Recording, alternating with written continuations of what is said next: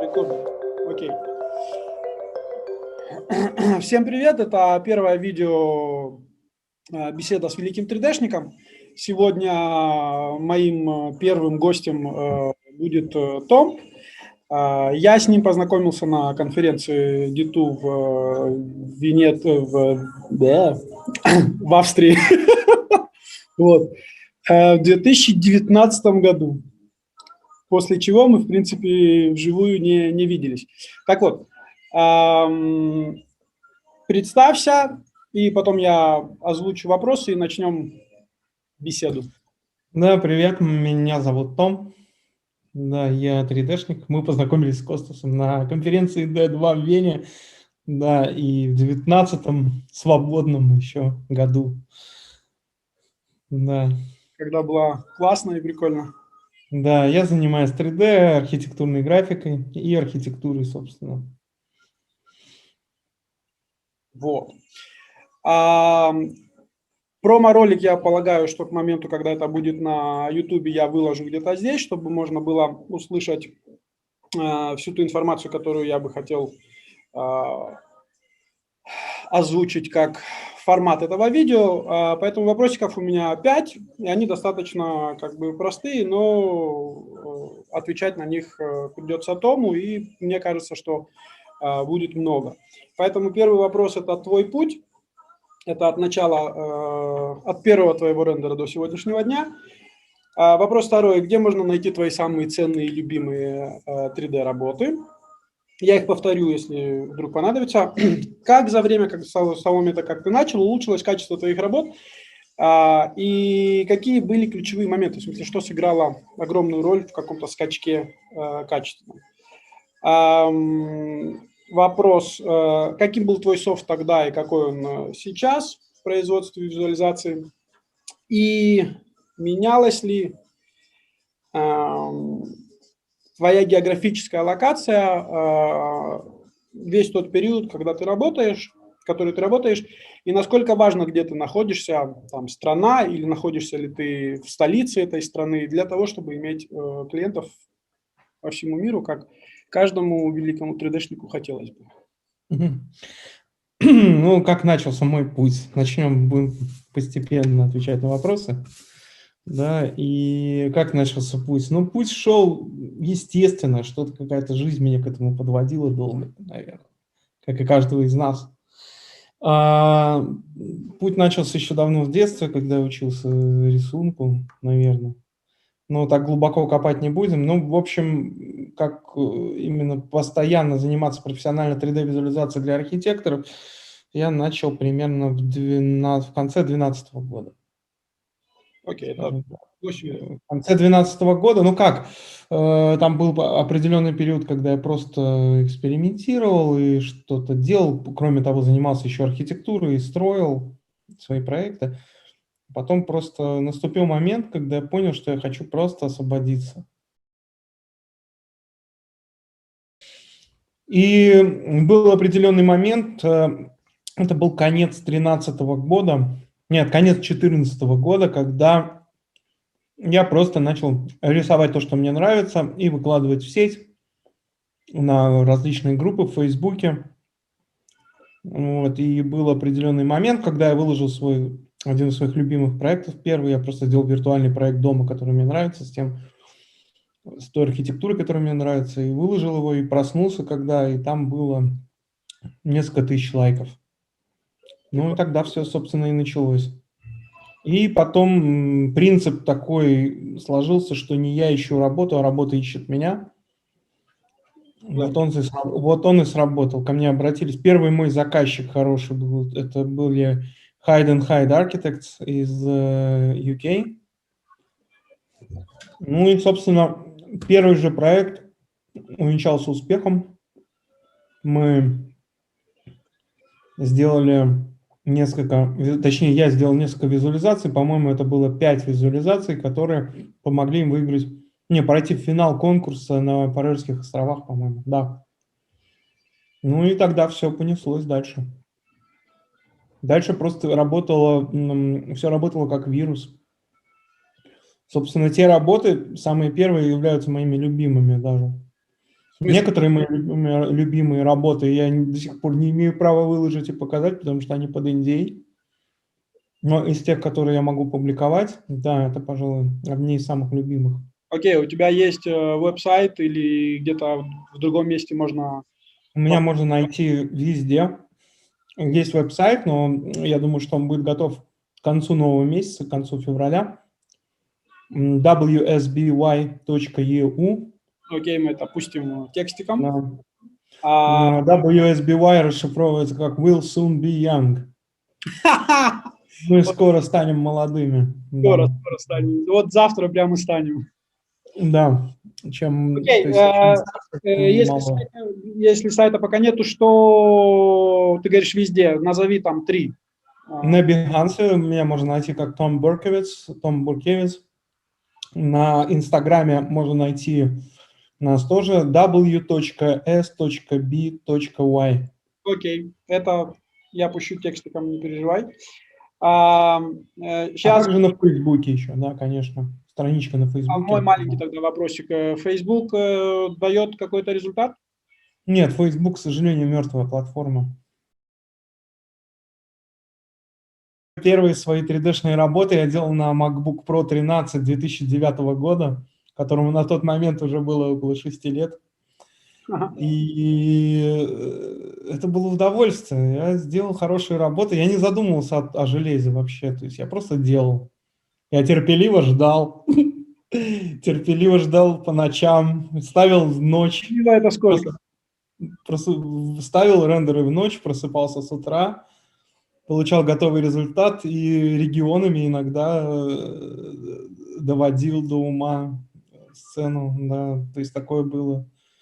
И я скажу, что отчасти этот процесс был очень классный, потому что ты старался продумывать все до мелочей, чтобы не было лишнего времени на рендер. То есть, Да, наверное, процесс рендеринга был более продуктивный, чем сейчас. более продуктивный, потому что изначально ты продумываешь все, ты стараешься не делать ошибок никаких и так далее, чтобы все гладко прошло. Очень часто рендер слетал по ночам, пока ты спал, и ты просыпался с утра разочарованный, со слезами на глазах, короче, что-то правил и ставил опять рендерить на 12 часов. Вот. Да, это было интересное время. Сейчас это, к сожалению, уже все... Ну, то есть, конечно же, как только пришли первые серьезные заказы и так далее, я начал апгрейдиться, я купил себе другой MacBook 17 большой, да, с другим железом уже, плюс выносная видеокарта была, и это уже было совершенно другое дело. Да, изначально я использую только Apple, то есть я не работаю на PC по возможности. Вот. Наверное, стоит сейчас уточнить про софт, если ты все время в Apple, видимо, не поменялся. Нет, я до сих пор использую только Apple, только Macintosh. Нет. Из-за операционной системы, которая, по моему мнению, вообще самая стабильная в мире. Я имею в виду, что там один из вопросов был про софт, и поскольку если ты настаиваешь... Софт, да. Софт был разный изначально, да, так как я архитектор, то есть я работал в куче разного софта, начиная от автокада обычного и... Ты там рендерил? В автокаде моделил, да, чуть-чуть. Но это сумасшествие, это сумасшествие. Это программа не для этого создана, я думаю. Не в этом даже дело, да. Дальше шел там Cinema 4D, Rhino, да, все 3D-приложения, Blender, в том числе, к которому я сейчас, кстати, и возвращаюсь. Но в основном лучшие работы, и вообще мой архвиз, это архвиз из SketchUp. SketchUp, по моему мнению, недооцененный гениальный софт, абсолютно простой, как карандаш в твоей руке. Собственно, к чему должен стремиться любой софт вообще в мире. Чем проще, тем лучше. Да? Less is more – это очень важный аспект, который должен присутствовать. SketchUp таким, я помню, от лет даже, сколько там, чуть больше 10, наверное, Autodesk попыталась выпустить простую программку для рисования, типа для скетчей архитектурных, и они переплюнули SketchUp и, по-моему, забили этот проект. Ну, потому что у SketchUp есть очень простые, Да, несколько интуитивные, инструментов, которыми ты можешь сделать любое 3D, особенно архитектурное. Мы не говорим сейчас о каких-то других направлениях в 3D, да, мы говорим конкретно об архитектурной визуализации, и в большинстве случаев архитектура – это очень простые формы, особенно современная архитектура, да, то есть которая не требует каких-то супер излишеств больших, ну, за я думал, исключением… современная архитектура – это все, что можно сделать в Райну и Гроскопере, нет? Ну, да, мы говорим о хорошей архитектуре. Это Заха, я думал. Ну, Заха, да. Ну, я не любитель такой Нет, я не архитектуры. говорю, любители Ну, да. или нет, но я Да, то есть думаю, для моих потребностей, как архитектора, который любит простоту, скетчапа более чем достаточно было в связке с V-Ray, конечно. До V-Ray скетчап был мертв, и как бы с появлением V-Ray, конечно, открылись огромные возможности. Вот, и V-Ray для скетчапа, да, особенно сейчас пятый V-Ray для скетчапа вообще прекрасен. ну, по Вот. сути, этот как бы SketchUp вообще, ну и в связи с V-Ray, это классный инструмент для, ну, то, что, наверное, первокурсники архитектуры во всем мире как бы начинают, Ну, и потом, наверное, от него просто не отклеиваются, не отлепливаются ни за что.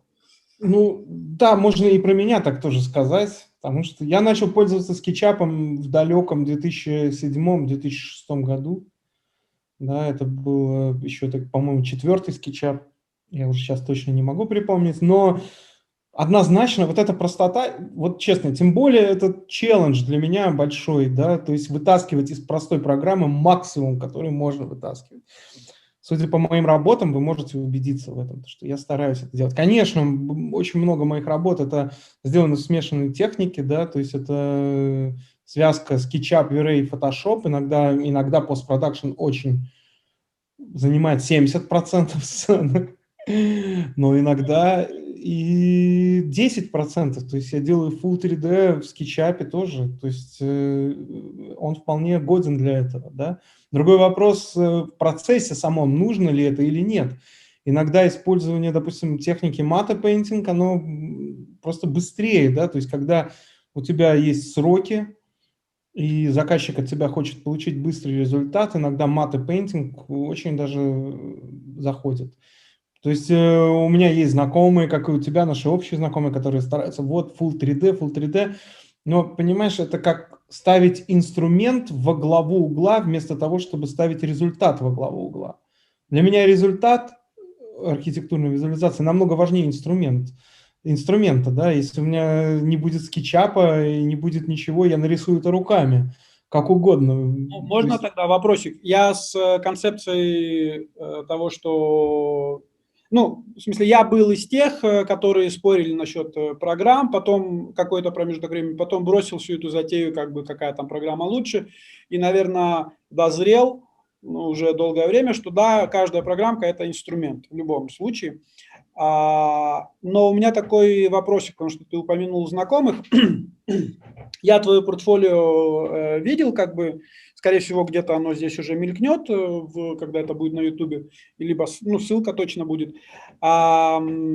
Насколько легко справляться с интерьерной архитектурой, причем, я бы так сказал, не эпичной, когда помещение огромное, это какой-то, ну, публичная какая-то локация, насколько легко поддерживать тоже качество, делая интерьер в скетчапе?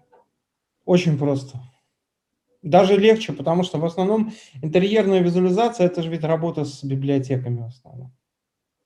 Да, очень зачастую. Это с библиотеками моделей. То есть даже вот если возьмем, к примеру, интерьерную визуализацию, то доступность библиотек для SketchUp, она уже очевидна, и все то, что есть, начиная от 3D людей сканированных и заканчивая качественной смоделенной мебелью, да, для интерьеров, и детали интерьеров уже есть доступно.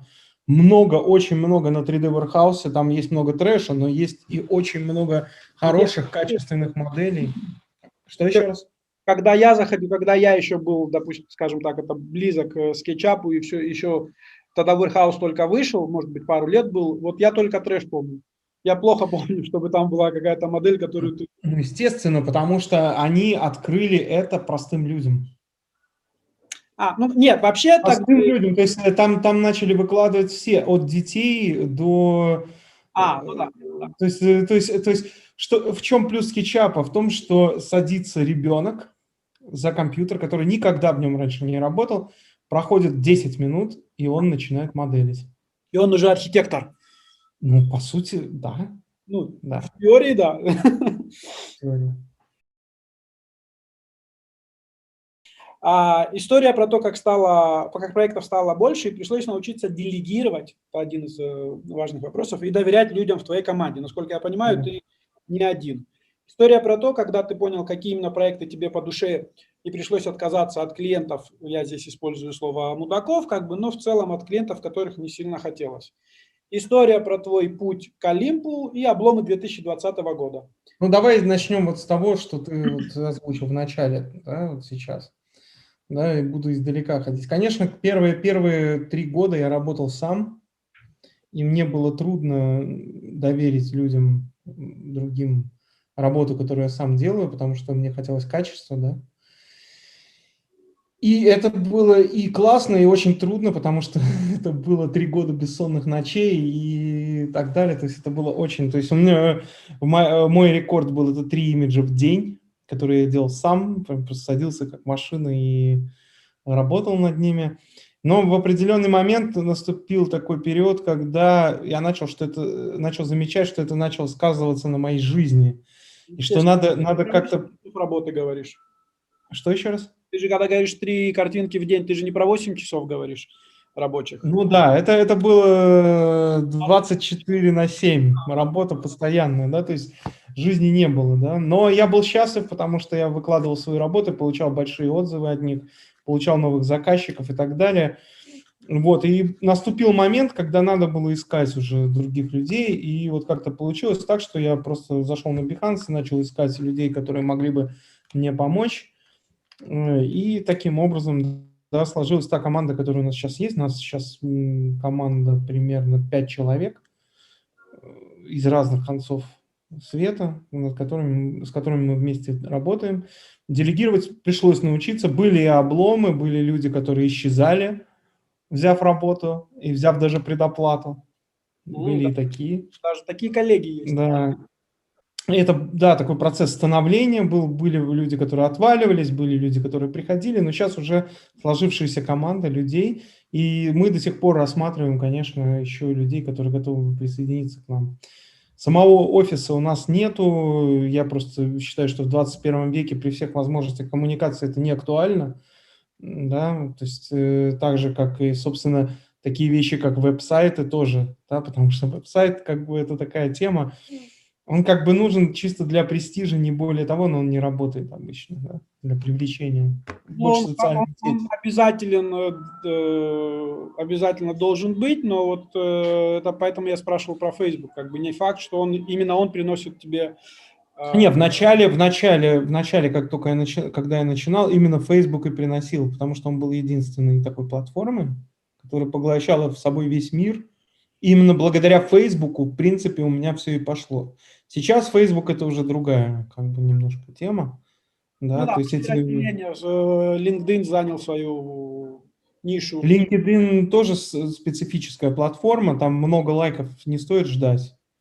Вот, это платформа профессиональная, да, то есть, хотя, да, вот только сейчас у меня начали с LinkedIn приходить заказчики, да, которые видят то, что я делаю. Потому что я начал заниматься LinkedIn-овской именно темой, да, продвижением каким-то пару месяцев назад. Вот. И как? Да. Что еще раз? Получается? Медленно, но верно. Медленно, но верно. Там есть какая-то своя система там хэштегов и прочего, да, я их пока не использовал. Я просто там пока маленькая страничка, у меня там что-то 50 фолловеров, не больше. Вот. Но главное, каких фолловеров? Это, конечно, другой вопрос. Да, Да. Если у тебя в Инстаграме там несколько тысяч, но это непонятно, это люди, которым понравилась твоя картинка, то в LinkedIn очень редко ну, я, допустим, кого-то прям вот делаю фоллоу, поэтому если у тебя есть какой-то костяк людей, то они точно профессионалы, как бы, и, скорее всего, близкие Да. к таргет-группу клиента. Вот. И по поводу, вот это и есть один из способов избежать мудаков в нашей профессии. Окей. Да? Таргетирование четко, да, на хорошую архитектуру, да, то есть если я еще имею практику такую, что раз в месяц я делаю какую-то творческую работу, как архитектор, я визуализирую свои мысли и выкладываю их для того, чтобы использовать принцип «подобное к подобному». Ты знаешь, я совершенно случайно вчера краем глаза увидел, что есть видео. Мне очень сильно нравится Игорь Манн и очень сильно нравится Артемий Лебедев. И оказывается, лет 10 назад у них была на каком-то форуме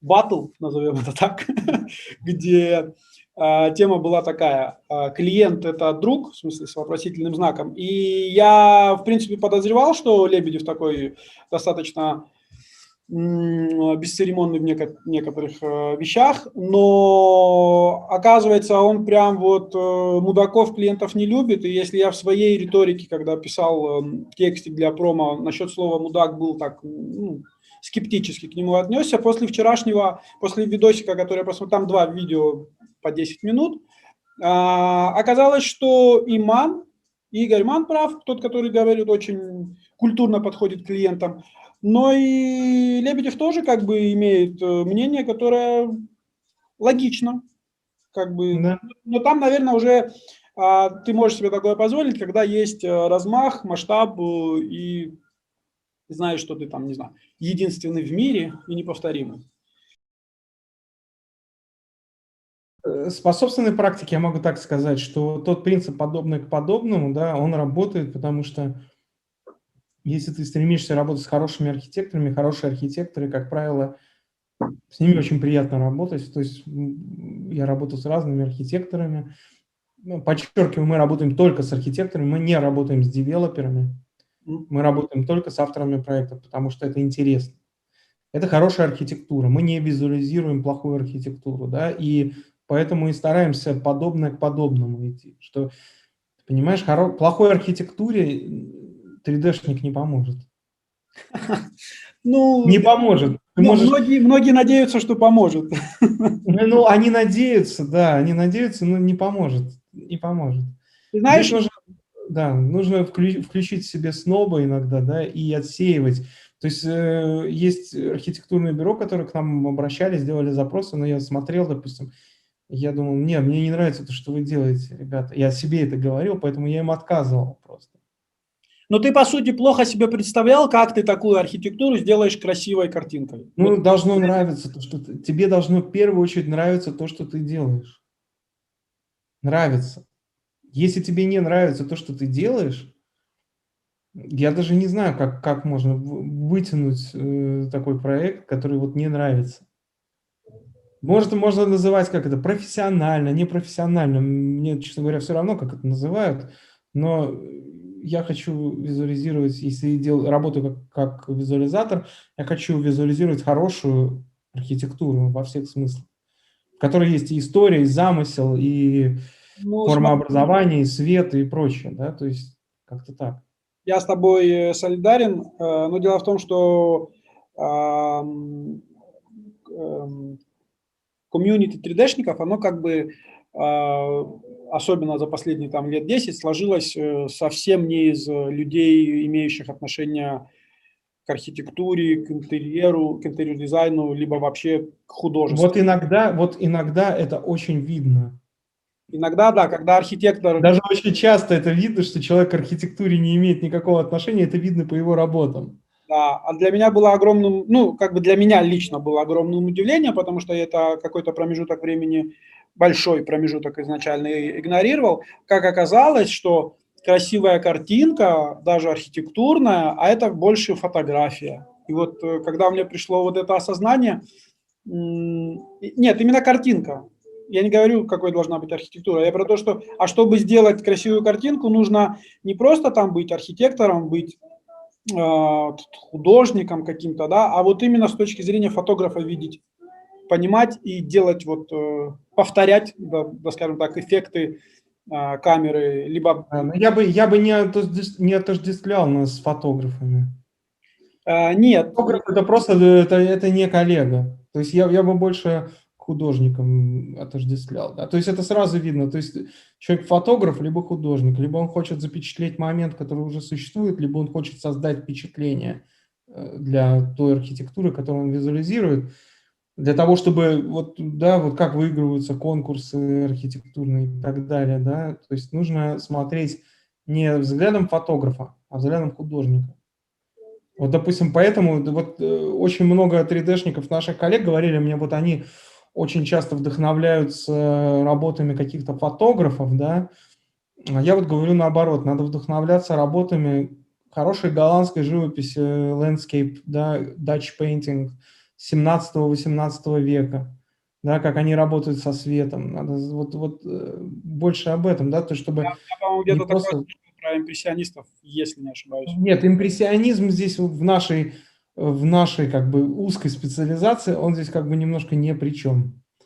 А вот классическая хорошая живопись, она как раз-таки очень даже при чем. И если ее изучать, то есть что такое история живописи? Это 300, это столетия экспериментов и изысканий, да, в плане как передать образ. Образ. Наша задача не сфотографировать архитектуру, а передать ее образ. Именно этот образ, он выигрывает, он проходит, на английском есть слово to catch an eye, да? То есть он ловит глаз. Именно вот в этом направлении я бы посоветовал нашим коллегам двигаться для того, чтобы создать уникальность в их работах, потому что в Я не последнее пытался время... провести параллель нас с фотографами, я просто, наверное, мне почему-то теория Дарвина пришла в голову. Как бы из живописи все же все и пошли, как бы. В смысле, ну, они как бы коллеги, двоюродные братья там. Но Ну просто... да, они рядом находятся, безусловно, но просто есть два разных подхода, и вот они вот в этом всем, они очень разные, очень разные. То есть кто-то смотрит как живописец, кто-то смотрит как фотограф, и это видно сразу. Особенно это очень важно в наше время сейчас. Мы затронем эту тему сейчас, да, буквально несколько минут, потому что я заметил, что 3D-художники или 3D-фотографы, как хотите можно называть, они начинают не отличаться друг от друга. Потому что работают как фотографы, это ты имеешь в виду? Во-первых, работают как фотографы, а во-вторых, библиотечная вся эта тема, да, то есть Ну да. иногда смотришь просто, ну что, ну окей, ну и поизгалялся человек там в короне, ну настроил вот эти настроечки, да, видение тоже скопировал откуда-то, и вот так и получается, что...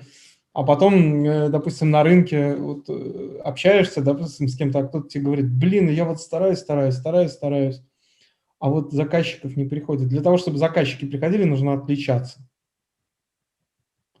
Для того, чтобы отличаться, нужно как раз-таки мыслить как художник. Чтобы сразу было видно, вот это ты сделал, а вот это он. А сейчас вот, допустим, выложишь, допустим, не знаю, с какой-нибудь фейсбучной группы, там, неважно с какой, да, Неважно. там 5, 6, 10, 20 работ разных художников, а они ни по стилю, ни по приемам, ни по библиотекам, ни по композиционным каким-то вещам никак друг от друга не отличаются. Естественно, конкуренция возрастает, потому что... Знаешь, вот здесь у меня есть такой вопросик, потому что я за время своего присутствия в Лондоне, как бы у меня есть достаточно хороший знакомый, который рекрутер, и он высказывал, ну, он до сих пор мне это говорит, потому что мы общаемся как бы и профессионально, он мне говорит, тебе нужно найти свой стиль. Как бы он говорит, вот смотри, смотришь на эти картинки и понимаешь, что вот это вот как ты говоришь, вот это те. А потом, вернее, не потом, а однажды я был на интервью в Дибоксе в Лондоне. Это было самое офигенное интервью, которое у меня было когда-то, потому что там я себя презентовал, а потом они мне сделали там чуть ли не получасовую презентацию, какие они молодцы. Я этого не ожидал. И все общение было очень приятным, таким дружелюбным.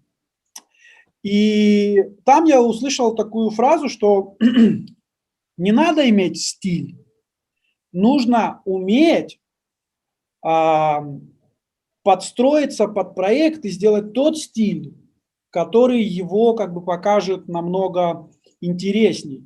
Стиль, Ну, здесь есть, наверное, чуть-чуть это очень тонкая грань между тем, вот, что сказал ты, и что говорю я. Стилистически имеется в виду, понимаешь? Потому что вот если взять скорее работы... я бы, извини, что я тебя перебью, скорее я бы подчеркнул, что это не вопрос стиля, а вопрос видения.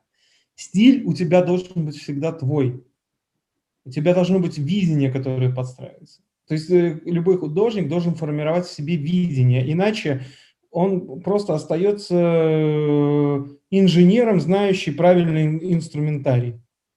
То есть Объясни тогда слово «видение», потому что, возможно... видение, vision, да, vision. То есть это твой собственный почерк в плане света, тени, в плане композиции, в плане вот этого всего, да, то есть это именно то, зачем к тебе приходит этот заказчик. Он видит твою работу где-то, которую ты сделал для других людей. Вот Смотри, он приходит к тебе, он говорит, я хочу не хуже, я хочу так, ну, так же, да, ну, так же обычно говорят. он приходит к тебе именно благодаря твоему видению. Дело в том, что да, конечно, D-Box, да, есть студии, большие студии, и вот в этом плане я бы мог сказать, что я расти не хочу, я не хочу быть большой студией, я не хочу потерять себя самого, не хочу потерять свое видение и так далее, потому что большинство студий больших, хорошие они или плохие, гениальные или нет, большинство из них с потоком проектов теряют очень много, да? Я сделаю сейчас небольшую, базируясь на том, что ты сейчас говоришь, небольшую рекламу видоса, вообще категории этих видео, которые мы будем делать, и немного выскажусь на именно вот эту тему. Наша сегодняшняя беседа, она входит в мой поиск, который я определил, что буду заниматься этим как минимум полгода, мое личное развитие в теме бизнес-девелопмент. И ты говоришь, я не хочу расти, вот именно из-за того, что не хочу потеряться. Я, может, сейчас покажусь романтиком, но мне кажется, развивать свою команду, делать ее больше, делать из бизнеса больше, там есть пара вариантов. У тебя есть команда, где ты, допустим, креативный директор, и вы делаете вот такое. И есть ты, который делаешь свое. И клиент, обращаясь к твоей фирме, он может уточнить, что он хочет вот именно, чтобы его работу, то, что ты сделаешь для него, чтобы работал именно ты. И здесь есть разная ценовая категория. Ну, я, может быть, сейчас еще раз говорю, очень романтик, но мне кажется, что можно сделать и то, и другое продолжить. Не, конечно. Параллельно вести. Наверное, это сложно. Нет, в зависимости от задач. И, конечно, мне, как и всем моим коллегам, приходилось проходить через коммерческие проекты. Мне приходилось тоже проходить через проекты для девелоперов. Вот почему, допустим, мы решили с девелоперами не работать. Потому что, понимаешь, есть такая штука, каков твой заказчик, таков и ты. Если твой заказчик продажник, То и ты тебе будешь делать картинки с бабочками и Микки Маусами, с бесконечными передвижениями унитазов, с банальным цветом, банальной композицией, и ты будешь подстраиваться под менеджера, который не имеет, в большинстве случаев, они не имеют художественного видения вообще. Вообще. Они просто часть корпорации, да, которая тупо там надо вот продать там какие-то квадратные метры кому-то, да, и кому-то они представляют, ну, в их понимании, да, мир состоит из вот таких вот примитивных людей, которые смотрят на бабочки с конфетками, шоколадками из перегидроленный Colgate, да, и тут же реагируют и бегут покупать. Поэтому, как только ты начинаешь работать с такими людьми, тебе надо сразу смириться с тем, что ты будешь их отражением. Ты будешь их руками. Ты не будешь художником, ты будешь просто продолжением его рук. Ты будешь его как бы классным инструментом в руках довольно не классных людей. Ну, ты сейчас это описываешь как что-то негативное, а мне кажется, что это самая классная часть нашей индустрии, потому что, ну, как я и сказал, как бы есть куча 3D-шников, которые не архитекторы, даже там к художественному чему-то никак раньше не относились. Поэтому классное в индустрии то, что ты можешь, придя с любой, с любым багажом, найти своего заказчика. В смысле, я на это смотрю положительно.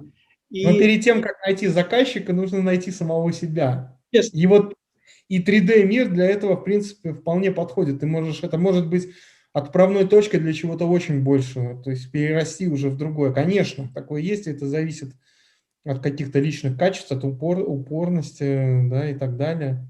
по сути, мой вопрос, где фигурировало слово «мудаки», оно было про то, что из всего, что есть, ты можешь, у тебя есть Да. возможность перебрать, попробовать. Это, естественно, много часов, это, естественно, много бессонных ночей, как бы, но приходит момент, когда ты понимаешь, что, ой, а я вот этих не хочу, а вот этих вот прям точно-точно.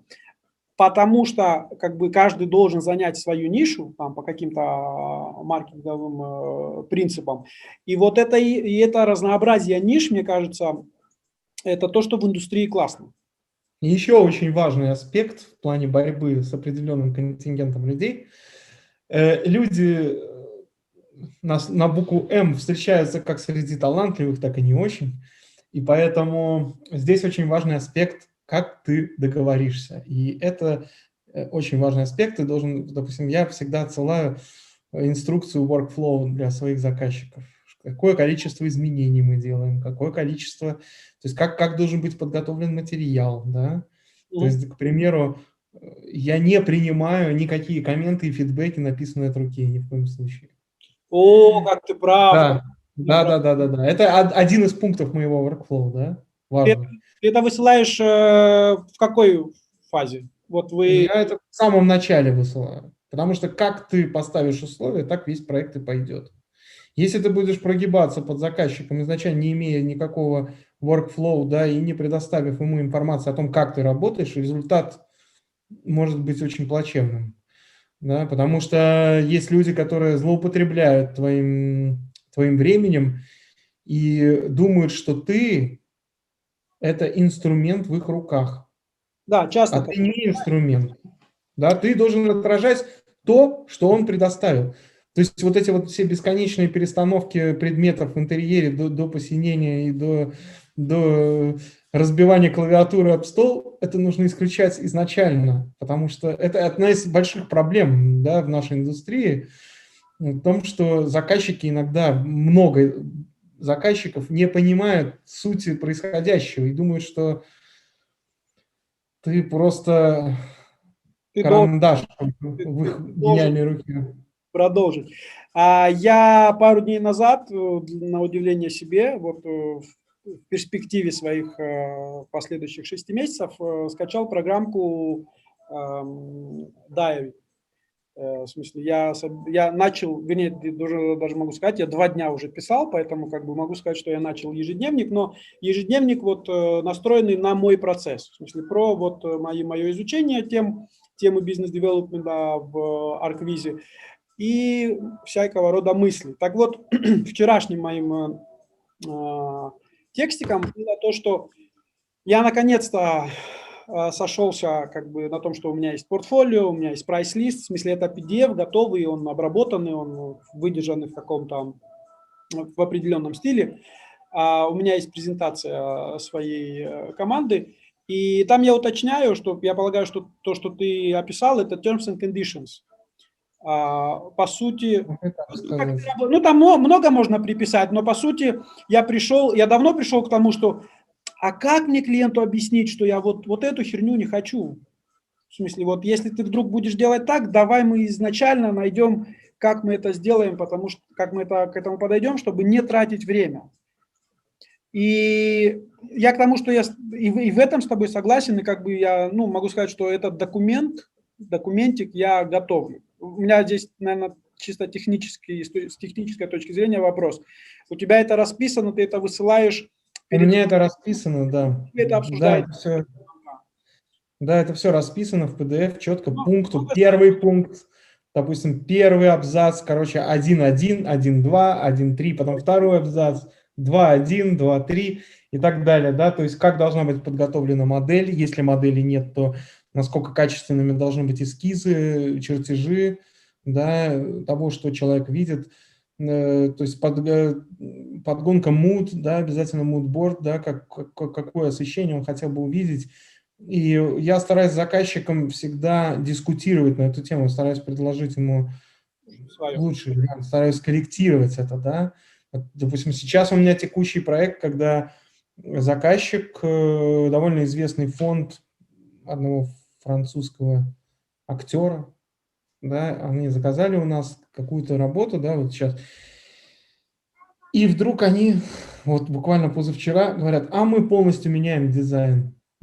Начинаем Ну, заново. одного какого-то там части интерьера, да, и я им сказал нет. Только за дополнительные деньги. Вы Нет, будете менять дизайн моими руками. Когда уже сцена подготовлена, на сцену потрачено много времени, да, ни в коем случае. То есть, а многие бы согласились, а я вот принципиально нет. А они говорят, ну будьте как бы сговорчивее, ну что ж такое? Я говорю, нет и нет. Нет, я так не работаю. Все. И с одной стороны, здесь это как бы гуляние по тонкому лезвию бритвы постоянно, да, то есть это определенный риск, но надо отстаивать свою позицию. Те, кто отстаивает свою позицию, добиваются успеха. Если Отстаивают ты... или объясняют? Потому что вот то, как ты сейчас описываешь... Объясняю я в начале, когда высылаю этот workflow. Это четкое, ясное объяснение. Не стукай ручкой, я понял. Да, а когда и речь идет, когда уже, извините, проект готов на 80%, тут надо отстаивать. Потому что люди всерьез уверены, что могут использовать тебя и твой ресурс, и твое время на то, чтобы в очередной раз что-то поменять, а это оговорено не было. Ну, как по мне, денежки больше, естественно, хочется, но первой проблемой является время. Конечно. В смысле, Конечно, мы живем один раз. Времени у нас не прибавляется. Мы не молодеем. Да? У тебя в этом в названии компании Да, в названии наоборот, да, но это не относится к заказчику. Да, то есть, как творческий человек я молодею, я стараюсь этому следовать. Как человек, который ведет какие-то проекты, я стараюсь быть мудрее, то есть быть старше. И здесь надо эту мудрость, как бы, вот просто нужно отстаивать свою точку зрения. Надо понять, дать понять, что ты не инструмент в чьих-то руках, не дизайн-тул, да? Ты не дизайн-тул. Вся твоя работа, это вот в некоторых проектах, это отображение их запроса. И это меня не волнует, да, если вот когда проект уже закончен, вдруг у них их гениальную голову осенило, что там надо что-то поменять, а тем более на 80%, да, то есть включая все, да, и мебель, и все вообще, и почему же я должен... Да, бывает. Да, я просто написал в чат I don't work for free, и там было такое молчание. Молчание продолжалось часа 4, наверное. В смысле, вот. это даже не в звонке сказано. Ну, да. Я стараюсь созваниваться только в каких-то... Раньше я всегда, скажем так, вначале я всегда созванивался со своими заказчиками, я с ними говорил обо всем, об искусстве, об архитектуре, об их видении, да, чтобы понять вообще, что это за люди, какое их видение в архитектуре, что они вообще хотят передать, какая их философия света, какая философия пространства, какая философия ограничения пространства, потому что архитектура, что это такое архитектура? Архитектура – это рациональное ограничение пространства. Да? Кто-то вкладывает это просто коробочку, да, такую машину для жилья, кто-то вкладывает в это больше. Если архитекторы проектируют музеи, они вкладывают в этот свет, в это окружение намного больше глубины, да, и эту глубину надо узнать. Надо в этой глубине вместе со своим заказчиком существовать. Иначе будет диссонанс, и заказчик не увидит то, что он хочет увидеть. Ну, когда ты говоришь раньше, ты имеешь в виду с каждым клиентом изначально или вообще раньше был период, когда ты с ними общался? Раньше с каждым клиентом изначально, во-первых, я выбирал клиентов всегда. заказчиков, скажем так. Клиенты, мне слово само по себе не нравится. А как Ну, заказчик на английском? the customer. Ну, по-моему, customer хуже, чем намного Нет, client. клиент, понимаешь, надо понимать этимологию слова клиент. Клиент в Древнем Риме – это человек, который между рабом и свободным человеком. Это Окей. зависящая личность. Клиент – это клиентов называли людей, которые ходят в ломбарды. Ну, закладываешь что-то, это клиент. Это тот, который зависит от тебя, и ты его держишь за одно место. А я не хочу с такими работать. Я работаю с custom, да, то есть custom – это что такое? Это что-то особенное, ты делаешь что-то особенное для человека, custom, да. То есть… Ну, смотри, как мне, я не претендую на правоту своего высказывания, но, как мне кажется, если делить продажные вещи на, как называется, на продукты и на сервис, то, как по мне, customer – это когда он покупает продукт. А вот сервис, ну, здесь смотря еще как смотреть на нашу картинку, согласен. В смысле, это все продукт или как бы это время, которое ты потратил? Кроме того, конечно, все денежки любят, но денежки нельзя ставить на передний план. Я называю деньги, это побочный продукт хорошего труда. Это побочка, это как, не знаю, побочный продукт, не более. И как только ты приходишь вот к осознанию этому, да, то есть побочного продукта становится больше. Окей, я подумаю, пофилософствую над твоей. Ну, это не просто философия, это на самом деле, то есть так отражение. То есть есть два варианта. Либо ты вкладываешься в деньги, либо ты вкладываешься в творчество.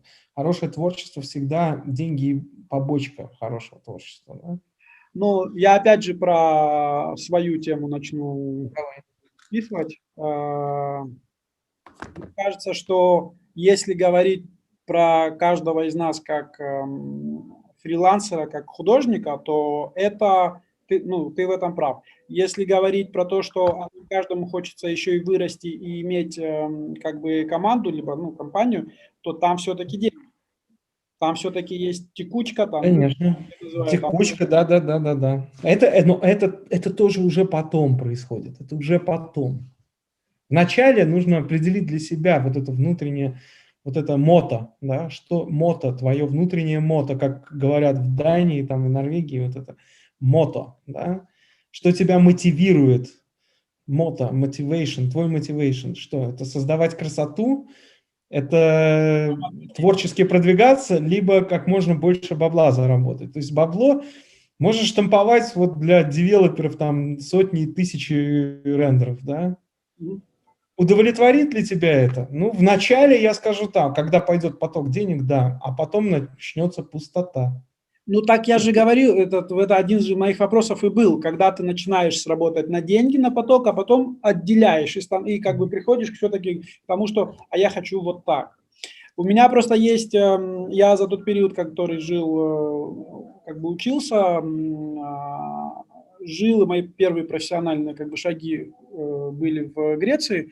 И я, по сути, на тот период был, ну, назовем это так, из первых, по крайней мере, в интерьер-дизайне, которые начали себя позиционировать как «я не хочу работать в офисе, я фрилансер». В смысле, я был из тех людей, которые, когда ты говорил фрилансер, в смысле, я это начал делать в тот период, когда не все люди еще это слово знали, как бы, и нужно было уточнить, что имеется в виду. Потом в 2008 году начался кризис, и каждый, кого не спроси, как бы, чем ты занимаешься, а я фрилансер, как бы. И это стало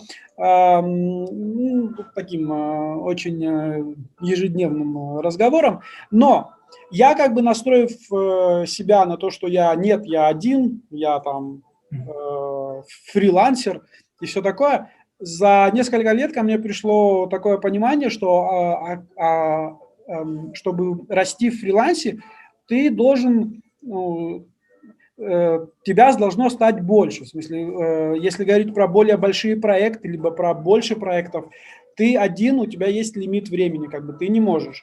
Поэтому должна быть команда. И я был удивлен, поняв, что начиная работать в офисе, джуниор, потом ты кто-то другой, ты через несколько лет становишься, там, не знаю, senior или head of design.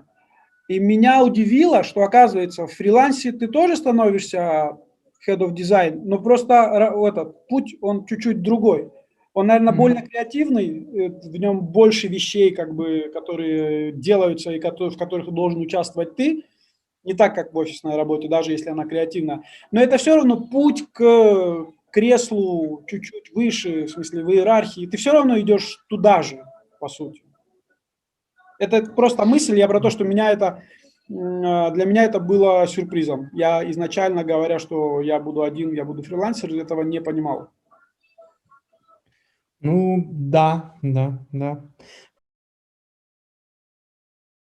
Я в постоянном движении уже 15 лет нахожусь и переезжаю из одной страны в другую и так далее, да, то есть один из плюсов фрилансерства как раз, да, так как, в принципе, хоть мы и команда, но мы команда фрилансеров, все равно все работают у себя из дома. Кто-то у меня из Челябинска работает, кто-то у меня из Москвы работает, кто-то работает там из Бельгии, кто-то откуда-то, да, и так далее, но все мы свободны, и это один из плюсов, то есть не иметь никакого офиса, потому что ты можешь передвигаться, да, то есть в больших городах жить, в маленьких городах, в одной стране, в другой, как-то впитывать культуру этого места, да, и это очень важно, конечно, да, то есть насколько важно быть в большом городе. Большие города мне тоже нравятся. Я обожаю Москву, как ни странно. Прекрасный, огромный город, мегаполис, да, то есть это я его называю Нью-Йорк европейский, да, по сути, самый большой город Европы. Да. Да, огромный, 20 миллионов человек. Ну да. Да. Да, то есть он гигантский, у него много граней, да, тем более он становится все лучше и лучше с каждым годом, все более комфортным и прочее, да. Мне нравится и бельгийская деревушка, и бельгийский небольшой город, и Гент, и Брюгге, где я жил, и Амстердам, где я тоже жил довольно Мой протяженный. вопрос был больше про то, насколько из деревушки, причем из любой страны из деревушки, имея весь тот, как бы, ну, то железо, которое нужно, и интернет хорошей скорости, насколько возможно не париться и работать с кем хочешь во всем мире. Ну вот, да, вот на данный момент я нахожусь в Юрмале, да, это очень маленькое пустынное место где-то на берегу моря, да, где очень классно иногда вот запереться в таком городке, да, и не отвлекаться на какие-то соблазны больших городов, да, заниматься именно творчеством, заниматься проектами и прочим. То есть в нем тоже есть огромные плюсы, Ты дрова. да, и нет, почему дрова? Здесь Юрмала Точнее, очень цивилизованное место.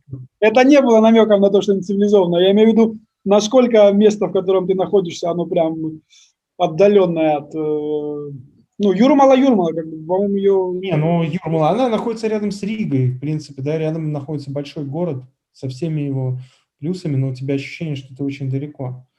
Да, опять же, аэропорт здесь в 10 минутах, да, то есть сел на такси и улетел куда хочешь. Дальше. Это огромные плюсы, да. Красивая природа, очень прекрасное море рядом, да, хорошая архитектура, да, хорошая среда вокруг. Это, да, плюсы. В то же время очень мало людей, что, в принципе, тоже классно.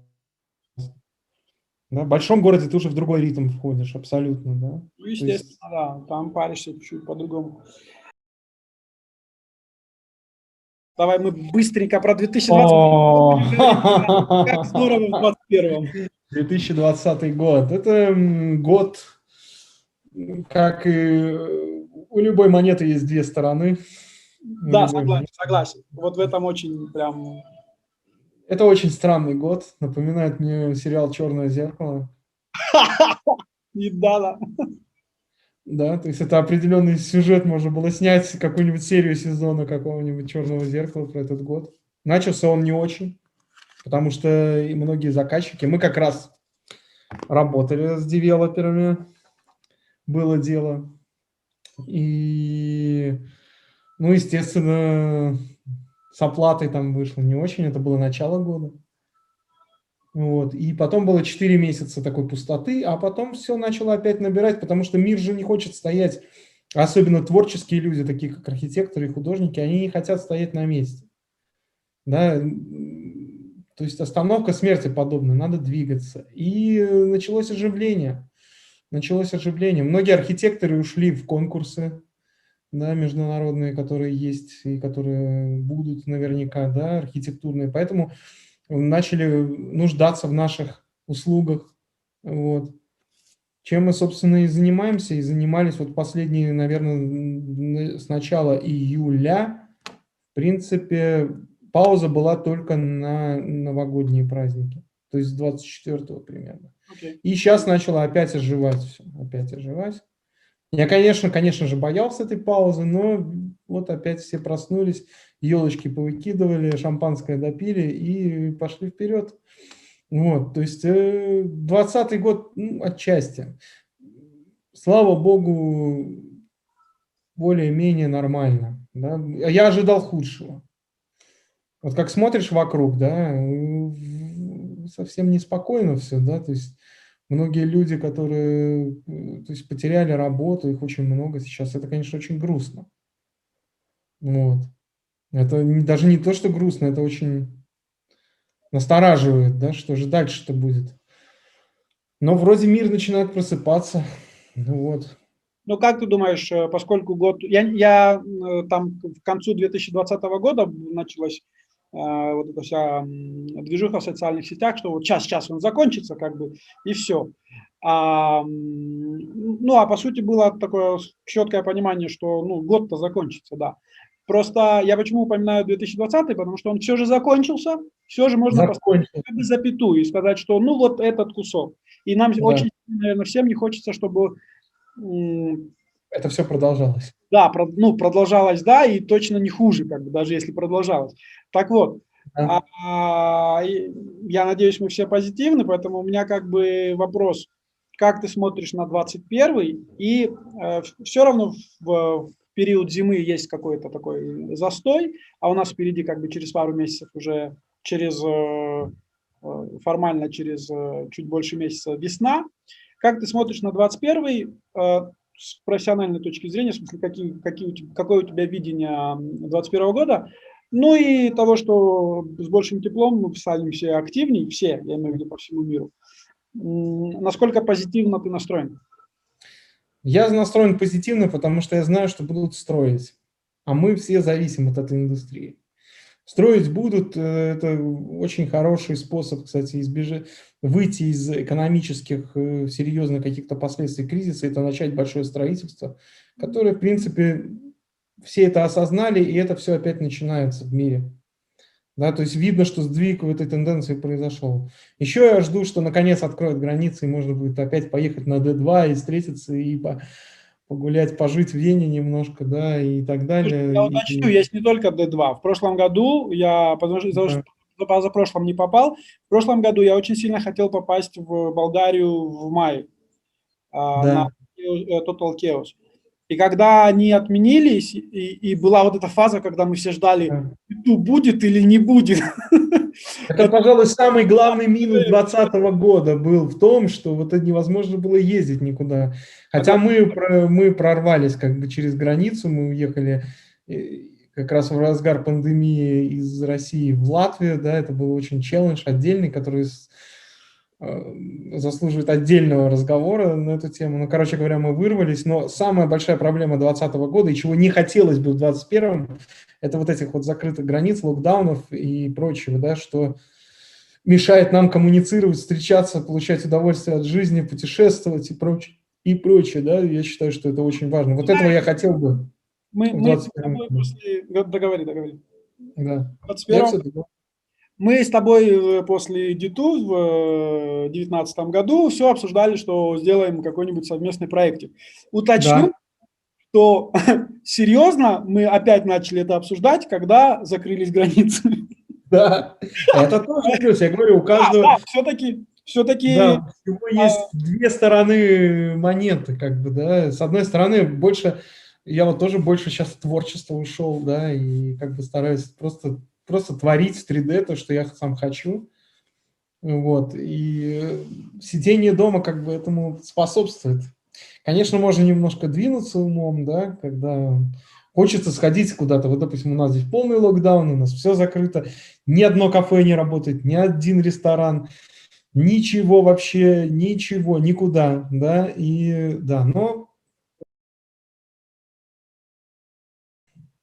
еще я бы старался на месте вот начинающих 3D-художников для того, чтобы как бы прокачать свои скиллы и свое видение о том, о чем я говорил прежде, походил бы и ручками порисовал бы живопись, рисунок, чтобы понять не машинный свет, Мгм. а натуральный свет, чтобы понять вообще, что такое полутона, граница светотени, что такое свет. Свет – это же у нас главный инструмент, по сути. Порисовать самому или походить в кружок? Порисовать самому или походить куда-то в студию, да, где порисовать академический рисунок, я не знаю. Посмотреть вообще, как все устроено самому. И как только у тебя есть эти скиллы, ты уже глубже начинаешь понимать то, что ты делаешь. Глубже намного. То есть глубже, глубже. Тогда это помогает тому, что инструмент, который ты используешь, там Max, SketchUp, там неважно, любое 3D-приложение, оно у тебя уже в голове. Ты можешь моделить в голове с закрытыми глазами, с открытыми глазами. Ты можешь идти по улице, у тебя происходит, то есть вот, чтобы понять пространство, да, лучше порисовать, конечно, вживую. Вот. Вот этого бы посоветовал бы делать. Потому что это чувствуется, что этого и не хватает у многих. В работах 3D-шников? Нет, это же отражается серьезно на том, что человек делает и как он это делает. То есть это определенное, как бы, скажем, такой бейсмент, да, для человека, который занимается вообще воспроизводством окружающего мира, да, и кто-то рисует, кто-то моделит его, да. А чтобы его лучше понять, нужно порисовать немножко ручками. Гипсики порисовать, да, по ним понять вообще, что такое свет, что такое анатомия человека, как человеческое тело, допустим, строится. Если есть 3D-шники, которые занимаются, да, моделингом людей, да, чтобы и персонажей, да, то есть это действительно так. То есть когда вот я учился рисунку с детства, да, и одни из первых занятий это было выстроение. Сначала ты рисуешь скелет в полный рост, потом на этот скелет, то есть это долгий рисунок, да, ты выстраиваешь скелет. Потом следующий рисунок, ты выстраиваешь мускулатуру, связки, все. То есть профессиональный художник, допустим, он может работать патологоанатомом. Логично. Это разложить все по жилкам, да, и понять, что откуда берется, почему. Почему свет вот так преломляется здесь, вот какое отличие поверхностей, да, и так далее. То есть понять это без софта, а понять это самому вообще. Вот, то есть что главный твой софт – это твоя голова. То, что у тебя в голове, какая прошивка у тебя стоит, понимаешь? Ну да, Вот, в принципе, я с тобой согласен, потому что каждый раз, когда что-нибудь порисуешь, немного как-то по-новому подходишь. да, да. Начинаешь видеть чуть больше. Чуть больше, да. Больше, да. Я думаю, мы это все покрыли в плане тем. И я вначале уточнил, что у меня за последние пару дней созрела идея, как вот эти звонки великим 3D-шникам можно будет продолжить. Я тебе это озвучу сейчас, обсудить можем, когда захочешь. Ну, в смысле, если да, нет, и насколько, какие там будут подводные камни. Насколько реально в следующем нашем общении, вот в таком формате, взять одну из твоих работ, любимую, которую можно, и разобрать с технической точки зрения, в смысле с точки зрения производства. Ну, реально, вполне. Да? Реально, да, да. Замечательно. Идея хорошая? Да, да, почему Я имею в нет? виду картинку, которую можно, в смысле, которая не будет претензий у кого-нибудь, Да. заказчиков, и посмотреть на нее с точки зрения художественной, с точки зрения, допустим, если делить все-таки нашу работу на ту, которая делается в 3D, и в ту, которая делается в 2D, чуть-чуть разделить, вот что нужно оставить сюда, что оставить туда. И, наверное, одним из моих главных вопросов и больных тем, я думаю, это, в принципе, у всех должно быть. Умение, навык, не знаю, заканчивания. В смысле, когда все нужно, что нужно сделать, чтобы сказать, что вот сейчас можно остановиться, и в какой момент все же остановиться. Ну да. Когда поставить final touch. Да, когда сказать, все, вот не больше не буду этим заниматься, оно закончено. Ну да. Вот такая тема мне интересна, надеюсь, мы с тобой ее разовьем. Легко, да, можно. Классно. Надо подготовить. Для этого я могу, в принципе, создать какую-то сцену, именно для этого, под эту задачу. Нет, я имел в виду, смотри, из-за того, что в видео будет ссылка на Behance, скорее всего, я пущу картину. Не, но намного круче будет эффект, если это будет свежая работа, которую никто не видел. И это будет уже, другой уровень. То есть как бы мы специально подготовим для этого сцену. Хорошо. Специально подготовим для этого объекты с архитектурной точки зрения нормальные, да, то есть все, и посмотрим такой как мини-туториал. Там просто может, я чего боюсь, я же про точку не просто так уточнил, там может начаться перфекционизм, и эта работа не закончится. Я поэтому говорю, взять что-то, что... Да. Вот, это очень важно, вот именно поэтому я и говорил, что надо рисовать ручками, развивать собственное видение, потому что когда у тебя есть видение, у тебя есть готовый, сложившийся образ, который ты воплощаешь. Нет, можно идти по-другому, можно идти по принципу потока сознания просто. К чему это приведет, никто не знает. Так тоже круто. И это тоже очень круто. У меня есть такие работы, в которые я уходил на 2 суток работы без сна буквально. Там все время добавлял что-то вообще. То есть рисовал и все это. Потом в определенный момент я думал, ну да, все, больше ничего не надо. Это что-то экспериментальное или... Да, это не относящееся уже к архитектуре, а больше к концепт-арту. Вот, есть такая у меня парочка работ. Одна из них выложена. У меня много их не выложено еще, потому что я вообще думал отдельный канал создавать и для концепт-арта, который отделен от архвиза. Потому что если все в одну как бы кашу скидывать не стоит. Вот, и уже много таких. Хотя на Behance есть одна такая работа, называется Stix. Это вот работа. Да, там такой коридор такой. Не, там такой темный коридор, и в конце свет такой. Я это пущу картинкой обязательно. Да. Вот это был чисто поток сознания, просто я не знал, что там выйдет. Хотя в основе лежал скетчаповский виреевский рендер, на который я просто в Matte Painting наложил кучу всего.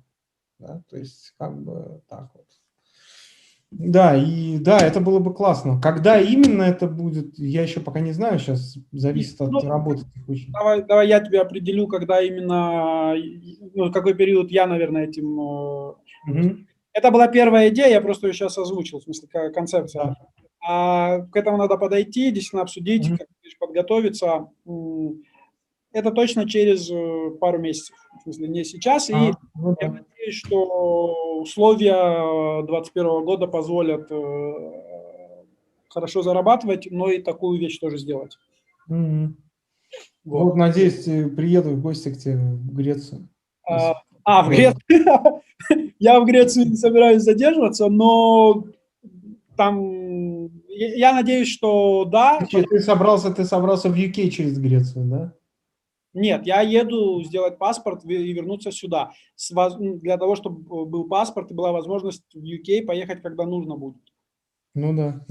Поэтому я общаюсь с людьми с Лондона, как бы, а все говорят, пока незачем. Даже клиенты говорят, зачем? Нормально же работает. Ну да, сейчас все там, для нас вообще закрыли Англию, тем более она вышла из ЕС, теперь вообще просто поразительно, да, вообще. Сами себе в ногу стреляют, в общем. Посмотрим, надеемся. Да, посмотрим. Все опять станут другими. Посмотрим.